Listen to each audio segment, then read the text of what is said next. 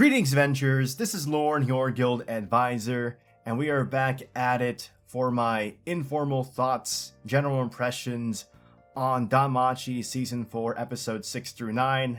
Yes, I know, 4 episodes this time, so I might not be going in depth on as many of the episodes, like giving them as much time as I would if I were doing fewer. I did take notes on the individual episodes on what I wanted to highlight, like what I liked, what I thought they could have done a better job on, and stuff like that. So we'll go over episodes 6 through 9, and at the very end of the video, I'll be talking about the whole split core thing in regards to this current core ending on episode 11, and then probably picking up in winter or possibly later for the other half of 11 episodes. But anyway, let's just get started with episode 6. So with episode 6, it kind of functions as this breather episode right after the Moss huge fight and right before we dive into the stuff with Ryu. So it's just a nice chance for our party to just take a breather, relax for a bit, and then right before we just go right back into the action. In some ways, this episode reminded me of episode 5 of season 2 in regards to the original content they did right after the war game arc. And I was not as annoyed at what they did in this episode as I was with what they did with the war game stuff, because I think they did a really bad job at adapting the war game. It could have used an extra episode, but we do not have those pacing issues in season 4, so I did not mind seeing original scenes with episode 6, and I really did actually enjoy them quite a bit. I like the talk that Belle had with Oka and Chikasa, for example. That didn't happen in the original light novel, but I thought it was a nice touch here. I also like how they took the dialogue that was originally supposed to take place in episode 2 between Lily and Belle, and incorporated it into this episode when you see them have that conversation later on during the night. And speaking of content that got rearranged and put into this episode, we also got the Dentists, the meeting between the gods, where they discussed the names. I don't know why they just skipped over Chikasa's new name, I feel bad. But also, I thought that would have been the perfect opportunity for them to give a little flashback to some moments between Hephaestus and Welf that were skipped from season 2, and just putting them in there. Though I do hope they go back on that so we can learn a bit more about the story between Welf and Hephaestus when Welf gets more of a focus later on in this arc, and that will likely happen in the second core of season 4.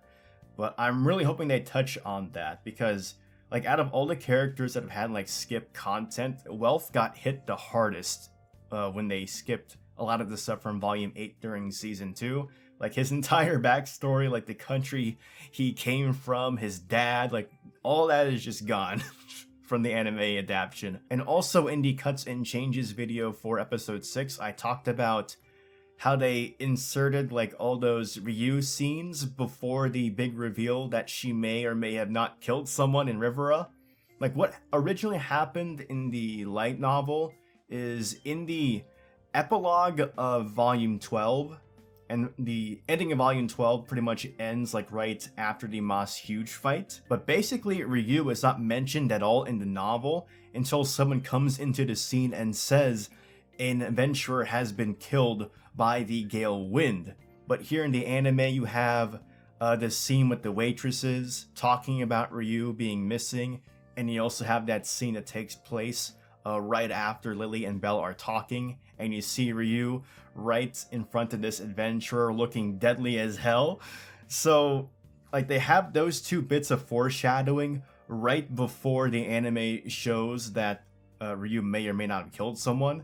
So it foreshadows what's about to happen with Ryu. Whereas in the light novel, because Ryu is not mentioned at all until the reveal that someone has been murdered, it hits you like just like a truck because you're not expecting it at all. Whereas in the anime, they're kind of building up to it. So you're thinking as you're watching the anime, like, oh, Ryu is up to something. And then you see Ryu questioning this adventurer, looking quite deadly with rage in her eyes, like, oh, Ryu is really up to something. So it's just a different way of handling all that Ryu stuff. I prefer the way the light novel handles it, just because it just hits you out of nowhere, you're not expecting it, and then in the anime, like, it's obviously leading up to something. I will say, as a light novel reader, it was kind of cool to see when that scene was taking place where Ryu was questioning that adventure, but again, I still do prefer how the light novel handled the scene. So that wraps up my thoughts on episode 6, and moving into episode 7. So this is in my Cuts and Changes videos where I mention that they skipped Ryu's first person monologue because I think it's a very important scene to adapt. Like, maybe they'll still adapt it later on. I really like that scene because it stands out with Ryu's monologue, because it's the first time in the light novel series where the story is told from the first person perspective of a character other than Belle. So it just kind of sticks out to you, and it's really interesting seeing Ryu's thoughts in her own words. And I really wish the anime adapted that, but again, they could still do it in episode 10. And another cool thing the anime does here is it actually shows you the scene where Lily is like communicating to Daphne that they should check out the body while Belle is talking to Turk and the other adventurers, because in the light novel that scene's told from Belle's point of view, so you don't know what Lily and Daphne are doing until they reveal they checked out the body later in the novel. So it was cool seeing what Lily and Daphne were doing in real time in the anime. And I also mentioned in the Cuts and Changes video, like when Hestia Familia Expedition crew was having that meeting, that like Oka keeps questioning like Ryu, and it's really weird in the anime because he doesn't do that in the light novel. But it's really weird that Oka's like being really cautious about Ryu. Like I mentioned in the video, Ryu is the person that helped to escort Oka and the rest of the rescue team in season 1.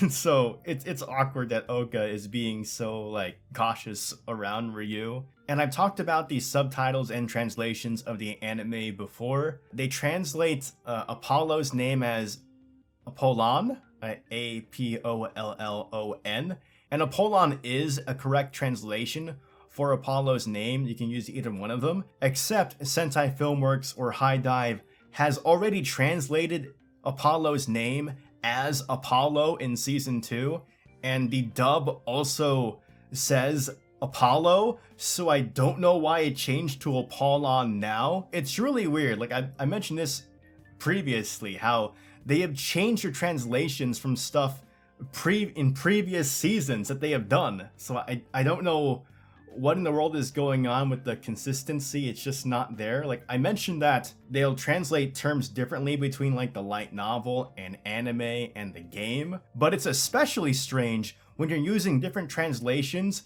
within the same thing. Like, you already translated this as this in the anime, why did you just change it now? So when the dub comes out later in the fall, which is what they announced for Sentai Filmworks for the English dub, when it does come out, I'm gonna be very curious on how they say Apollo's name there. It's so weird how there's like no consistency. It's like they're not quality checking the subtitles before they upload the episode, or the editor's not like checking over everything like they should be. It's just really, really weird. And something I pointed out in the latest Cuts and Changes video for episode 9 is in the flashback scene with Ryu is seeing Jura and his crew. If you pause the scene at the right moment, you will see that Jura is indeed missing an ear and an arm, and I really like that they did that, and it happened so quick that like a normal person that's an anime only viewer probably is not looking out for that. So I think it was just a really cool detail to show in the anime for like a light novel reader like me who knows what to look out for. And episode 7 is an episode where you get to see a lot of Cassandra's point of view, and something I wish they did here was just show like that tiny flashback of when Belle like found the pillow that she lost back in season 2, because that's a very important scene to show for Cassandra, because that's like the only instance in her entire life that someone actually did something when she told them it was because of a prophecy or dream she had. So that's something that sticks out to her, and why she has like so much faith in Belle. And then regarding the favor that Lily asked Hestia in that letter, I do like how they kept that a secret, because in the light novel it reveals what Lily's favor is, what she wants Hestia to do, but in the anime they're kind of keeping that a secret.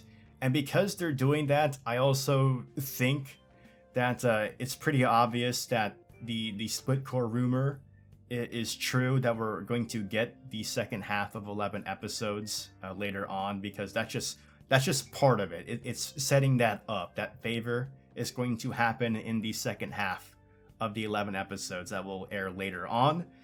And also that scene where Welf like gets really mad at Cassandra for calling him Crotso. Like, I think it would be really easy for an anime only viewer to forget why Welf doesn't like being called Crotso, because like that backstory for Welf kind of only happens in season 1 for just one episode, because they adapted volume 4 into one episode, and that was like Welf's novel kind of. And I think some people might have forgotten that Welf does not like being called Crotso, because it's just a reminder that a lot of people initially only went to him for blacksmithing purposes because of how renowned Crotso magic swords are, and he wants to be known for his work outside of magic swords. And again, we lost a lot of Welf's backstory, like where he originally came from and who his father is, like a lot of stuff about his family that was skipped in volume 8. So I felt like I needed to call that out during the cuts and changes video, so people have a bit more context for why Welf is just so mad at Cassandra during that. And now we go into episode 8. At the very beginning of the episode, like, I was very curious in how they were going to adapt Belle using the Goliath scarf, and it really could have been a lot better, because throughout episode 8, you could really tell that they were kind of going easy on animating these fights, like not going as hard as they could have, mostly because I think they're saving like all the great animation work for episodes 10 and 11, but it was especially noticeable here in episode 8. You just see Belle whip out the scarf, and then you just have this wide shot of all the corpses, and they just like slowly burst into pieces out of nowhere. You don't see the contact. They kind of skimped out on the animation there. And man, back to the subtitles. When Belle is talking with the adventurers about Ryu and Estrella Familia, the subtitles say Old Familia, like Ryu's Old Familia, but you will hear, like, audibly, the adventurers say Estrella Familia, so I don't know why they just decided to say Old Familia when, like, if you're listening to the show, you hear them say Estrella Familia. Like, I get it. Like, you want the viewers to know that Estrella Familia is Ryu's Old Familia. That's just something I thought was odd, and I'm paying a lot of attention to the subtitles now, because of a lot of previous instances which I have talked about earlier. And also, right after Belle meets up with Mari in this episode, you see them tease the Lambton in the background. And this is another case where the anime is teasing stuff before it's revealed, like in the case of Ryu, and then the reveal of the murder. They're showing the Lambton a bit early here. I don't really mind it that much, but again, it's making you think about the Lambton and not necessarily about like Ryu and Jura, so the Lambton is not as much of a surprise when it does pop up later in the show. Not that big of a deal, I just thought it was an interesting thing that the anime did a bit differently. And then regarding the dwarf that Ryu was interrogating, like I mentioned this in the Custom Changes video, I'm not sure how clear it is for an anime-only viewer that the dwarf was still alive, so I wanted to mention that in the video. Like, I'm a light novel reader, so I can't have the perspective of an anime-only viewer and how they see things.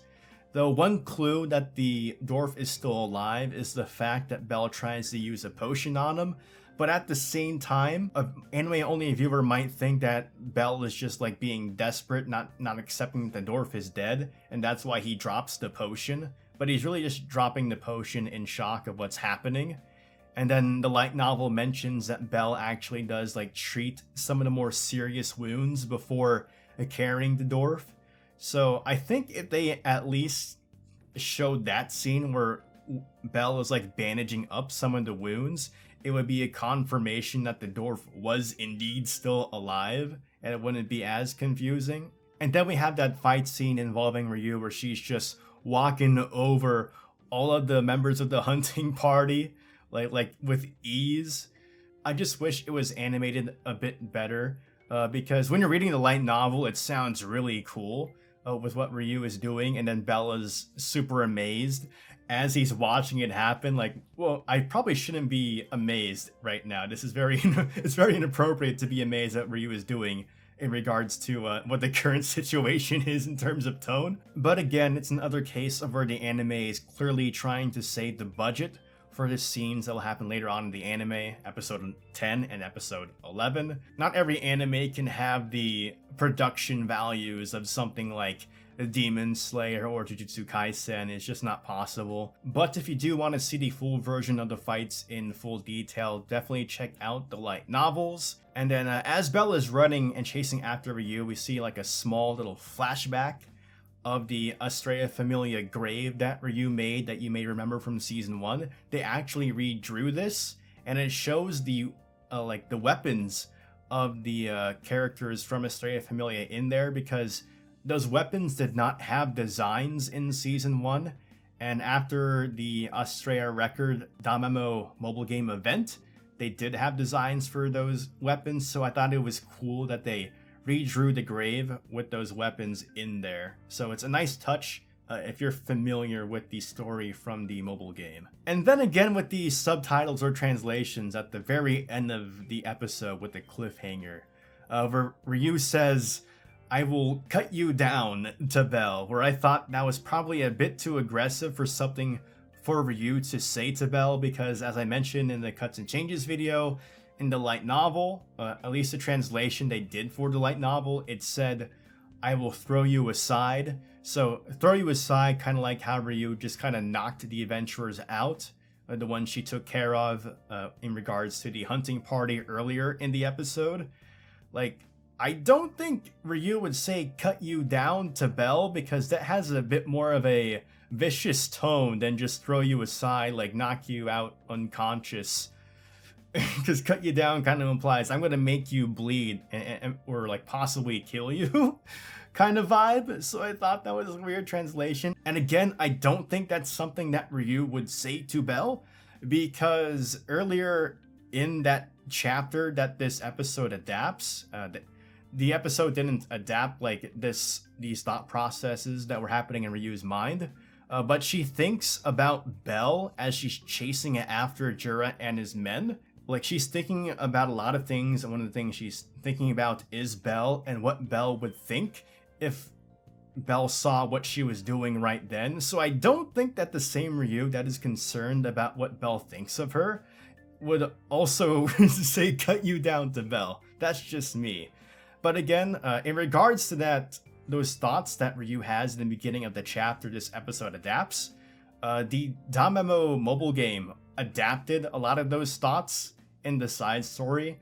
And I mentioned this before, I think during season 2 and season 3, when the mobile game was doing these side stories alongside the anime. I don't really like it when the mobile game is adapting actual scenes from the novel, because I would rather have those scenes in the anime, because not every single person that's watching the anime is going to watch the mobile game side stories, so I prefer it when the stuff in those side stories is just kind of like original content that adds on to the story, rather than directly adapting stuff that's happening in the story that should be adapted into the anime. It just kind of bugs me a little bit. So like anyone that's anime only, definitely check out the side story in the mobile game for episode 8, which I linked in the Cuts and Changes video for episode 8. And then we get into the most recent episode with episode 9. Like I mentioned in the Cuts and Changes video, I don't really like how they had to do like a 2-minute recap of the previous episode, because they could have used those 2 minutes of time to go over content that they did cut from the episode. Like, for example, when Bella's breaking down all the information and kind of proving how Ryu isn't responsible for a lot of the things that Jura is trying to trick people into thinking. One line that I thought was really funny in the light novel is when Belle like straight up asks Jura, "Why are you not dead?"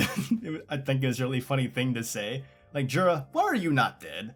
Because Belle like points out, if Ryu really did just cut off your ear and your arm, like, in what situation where Ryu is able to do that is Jura able to get away from her? Like, if she was in a position to cut off your arm and ear, you should be dead by now. There's no way you could have gotten away. And also, I wish the anime did that flashback that Bell has when he thinks about Lubis's severed arm back in volume 12, and he compares it to the severed arm that Jura has here. Like, he's like, something doesn't add up here. It's not as bloody, and it doesn't have the same symptoms that Lubis's arm has. Bell is very familiar with what a severed arm looks like and the amount of blood that would come from it, and Jura's did not add up at all. And guys, we're back at it with the subtitle and translation critique.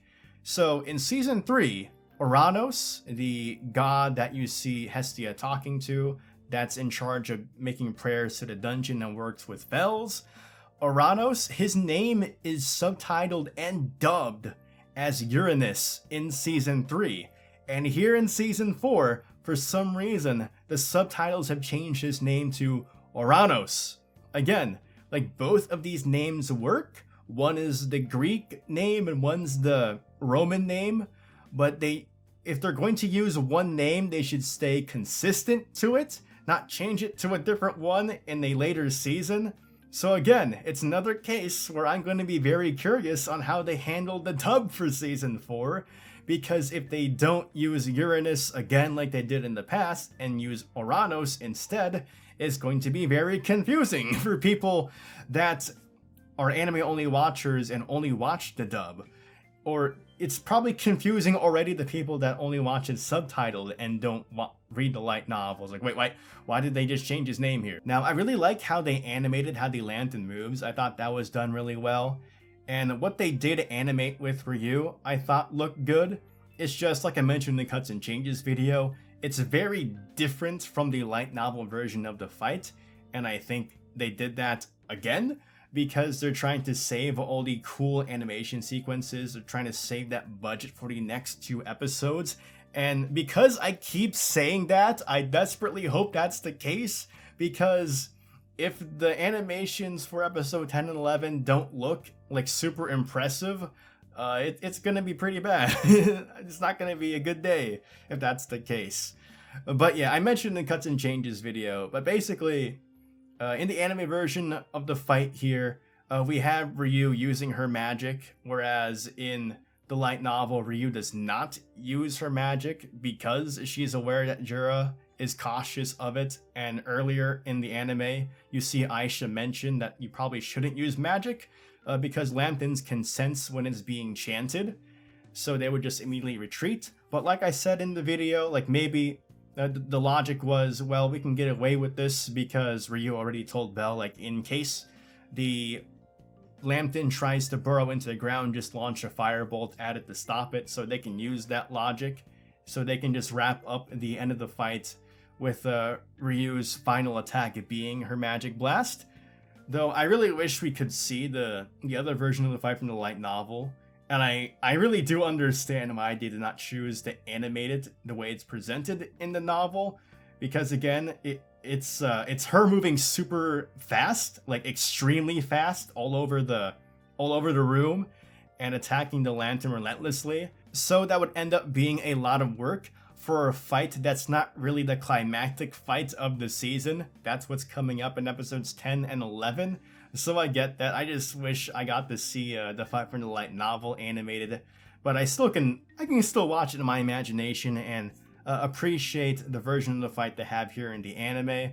Though the one thing that bugged me is that they had Ryu take a direct hit here in the show, where she doesn't get hit at all in the light novel. She dodges at the last second when the lantern comes in to protect Jura from getting attacked. It just kind of bugged me because I'm a big Ryu fan, and I'm like, Ryu doesn't get hit there, how dare you show her getting hit, how dare you? And then with the battle with the expedition crew, they really could have done a better job at explaining what the pits on the lantern are for, because I've seen some people a bit confused on why all those arrows were like on those holes in the lantern, because they did not make it clear that those were organs that lanterns have that sense heat, so they can sense magic, and also people when they're burrowing through the ground.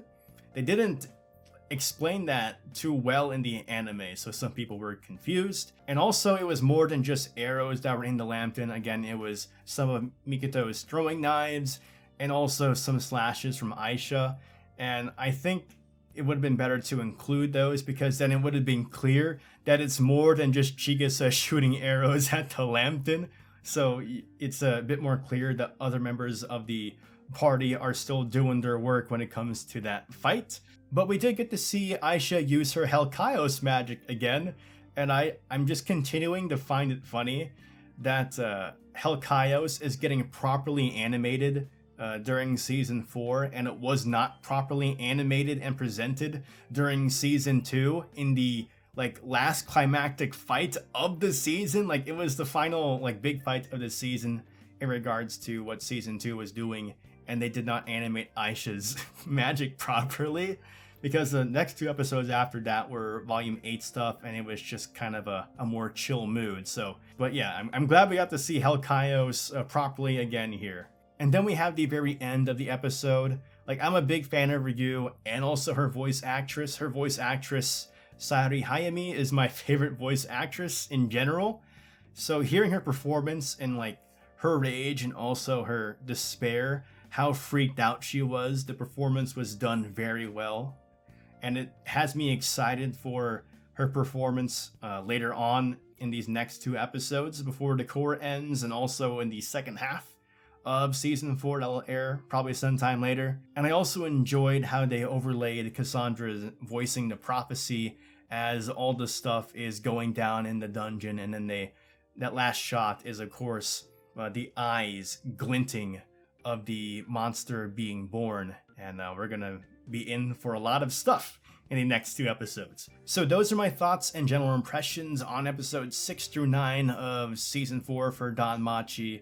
I probably went longer than I thought I would, and that means it's going to be a very long video because I'm covering 4 episodes. But now I do want to talk about the confirmation. It pretty much is confirmed, but according to the Japanese TV listings, this current Cour of DanMachi will end on episode 11, so we have 2 more episodes to go. That's why I'm hoping that the next 2 episodes are going to be very impressive animation-wise, and they are likely going to end episode 11 on the cliffhanger that is the end of volume 13. It was a very oh god, it was a very painful cliffhanger if you were reading the light novels at the time, because it's like cliffhanger of the century type stuff that's going to be there in the finale for episode 11. And it was especially painful for a light novel reader, because after reading volume 13, they announced that volume 14 would release in August, and then that volume kept getting delayed again and again and again all the way to the end of December. So that's them announcing it in August after volume 13 came out in March of that year, and being delayed 4 months into December. So it was a very painful wait after the cliffhanger. And I don't think you guys are going to have as much of a cliffhanger in regards to the split core, because we have split cores before, like Mushoku Tensei had a split core where they waited, I think it was they waited 2 whole seasons, and then Spy Family is waiting 1 season. It's coming back here in the fall. So split cores aren't as uncommon nowadays. And again, I'm expecting DanMachi to come back probably in the winter or maybe a bit later. Like take all the time you need. Take all the time you need to make sure that the last half of season 4 is as good as it can be. Please, I beg you, because again, guys, volume 14 is my favorite novel in the entire series, and it's a lot of people's highlights when it comes to the entire series as a whole. So they especially need to do a good job at volume 14. And to be honest, this little break in DanMachi is probably a good thing. For one, it's gonna make things easier on me, because it's been a lot of work doing this every single week. So a little break is going to be nice. And I am thinking of stuff to do in the meantime while we wait for the second half of season 4. So I will be continuing to make DanMachi content as we wait for season 4's second half to come out, if it is indeed a split core. So don't be worried on that account. But again, I do think it's a good thing that we're getting a break this upcoming fall season, because a lot of high profile and highly anticipated anime are going to be airing in fall, like Spy Family's coming back, Chainsaw Man is coming, and that's had a lot of hype ever since the first trailer. My Hero Academia is coming back for season 6, Mob Psycho season 3 is coming, Bleach is coming back after a long time. Like, there's a lot of high profile anime that people have been anticipating, and it would probably take a lot of attention away from DanMachi if DanMachi was going to continue airing its second half of episodes in the fall season. So I do think it's a good thing, because I want as much attention as possible on DanMachi when that second half comes out, because again, it's my favorite content in the entire series, and it's that way for a lot of people as well. If you hear someone trimming their lawn in the background, I apologize, it's frustrating me too. Now, I do want to talk about the second half of season 4 a tiny bit. Like I said earlier, this current core is going to end on episode 11, and if you remember, the leak from the beginning of the season was that DanMachi season 4 was going to be 22 episodes, so that kind of lines up pretty well because it's being split in half in 11 episodes with each part, so that makes a lot of sense. And again, guys, I don't think you have much to worry about this season only being 11 episodes and there not being a split core, because again, episode 11 is going to end on the cliffhanger of the century that is volume 13. They're not just gonna end season 4 there and then like wait for a season 5 announcement and approval. Like, it's very likely that season 4 was always planned to be 22 episodes, and it was planned to have a split core in the middle so they could keep up with the production of the anime. So I would not be worried. It'd be very strange for them to have that cliffhanger and then just be like, well, we don't know when season 5 is going to happen. Like, it's probably always been in the works, so don't worry about that. I pointed out in the Cousin Changes video, the logo for season 4 has a lot of green that's supposed to symbolize Ryu, and also the fairy as well that's supposed to symbolize Ryu.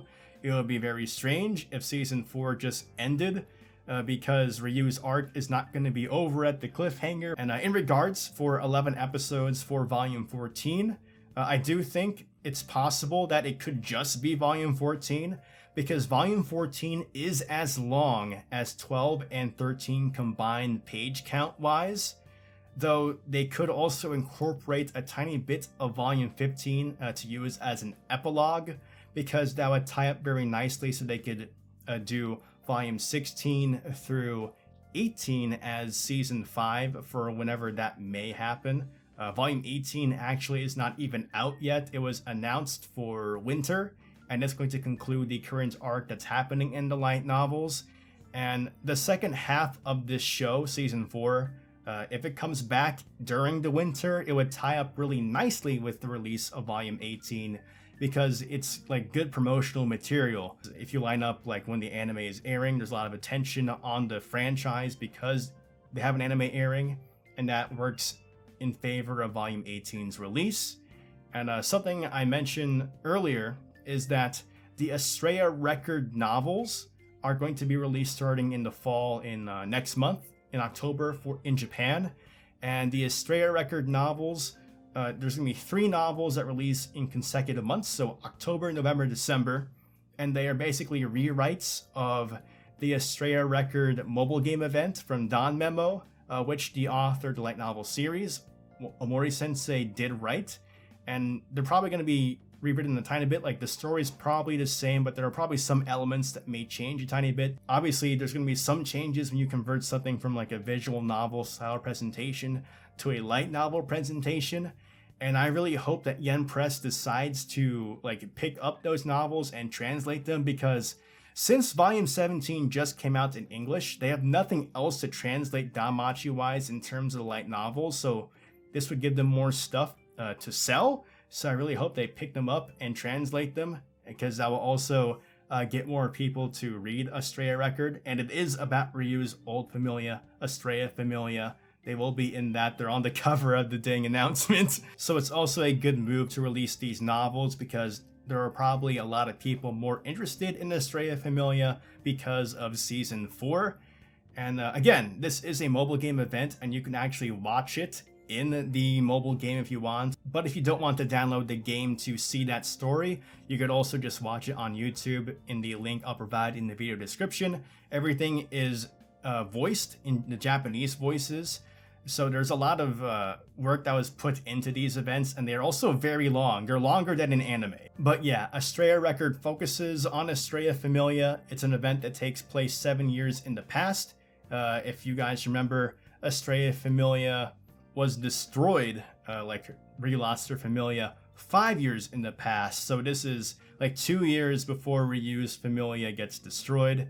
And it's not just Estrella Familia that's in the story, it's also a younger Loki Familia and also a younger Freya Familia. So it's not just Estrella Familia, you get to see some other characters as well, including a younger Eyes. But yeah, I'm fairly confident that we will get a second core of Season 4 later on, probably sometime in the winter or possibly later. And I would not be surprised if they just immediately announced it after the ending of episode 11. I really do hope that we might see a new key visual, or maybe even like a small little teaser trailer for the stuff that's going to come in the second half of Season 4. I just really want to see what Ryu is going to look like for certain parts of Volume 14. Oh man, I really want to see what that looks like animated, but I'm going to have to wait a bit longer than I thought I would. I also want to make a quick announcement regarding the channel for this week. I'll also mention this in a community post later because I don't think everyone who watches the channel is going to be watching this video. But for this week and episode 10 specifically, I may not be able to get a cuts and changes video out at the usual time, which is Saturday morning in my time zone, because my friends and I have been organizing a camping trip for some time, like before Season 4 started, and we're gonna have that camping trip over this weekend. And I'm supposed to pick up my friend from the airport on Thursday, and that's the date the episode 10 airs and when I will be like writing up the script for the episode. So like the most I'd probably be able to get done is possibly writing this script and maybe voicing it, but I would not be able to edit that video unless I like picked up my friend from the airport and just put him like in a different room in my place and be like, you stay there, I'm gonna work on this and ignore you, even though you flew from a different state to spend time with me. and just like work in my room by myself trying to get a video out overnight. And even if I did get the video out and finished that Thursday night, I would probably be a zombie for the next morning when we're like actually having the camping trip.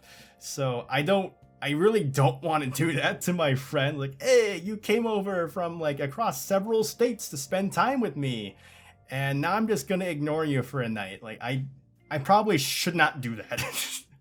So I do want to apologize. Like, the cuts and changes video is probably not going to come out on Saturday as usual. And I kind of feel really bad about it because I've been so consistent. And episode 10 is going to be a huge episode in terms of what happens, but there's really not much else I can do about it. So I apologize for that. After I get back from that trip, I'm probably going to be working on it Sunday night, and hopefully it will be uploaded Monday morning, but we'll see what happens during the weekend. But yeah, that's just a little warning. That video is probably not going to be up at the usual time. But anyway, guys, that was a very long video. The next one probably won't be as long in terms of the episode review videos because it's just going to be episodes 10 and 11. But anyway, if you enjoyed the video, please give it a like, sub to the channel for more DanMachi content. And as always, remember to follow me on my socials. This is Lauren, your guild advisor, signing out.